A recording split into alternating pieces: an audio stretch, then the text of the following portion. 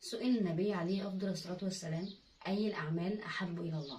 فقال: أدومها وإن قل. رمضان خلص، النهاردة آخر يوم، واحنا حاولنا نعمل ده صح. حاولنا ان احنا نداوم على الذكر ونداوم على قراية القرآن والصلاة وكل العبادات اللي ربنا أمرنا بيها، بس كان نفسنا نعمل أحسن.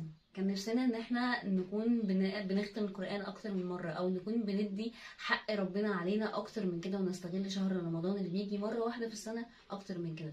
بس للأسف معرفناش، زي ما احنا معرفناش السنة اللي فاتت واللي قبليها.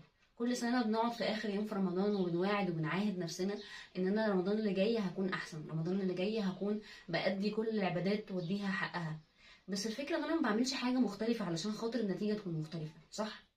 انا أمنية فريحة، والنهاردة اخر حلقة مع بعض في رمضان، وحابة ان انا اتكلم معاكم النهاردة عن ان انا ازاي اهيئ نفسي لرمضان اللي جاي من النهاردة. فيلا بينا. ليه انا مش بقدر احقق اللي انا كل سنة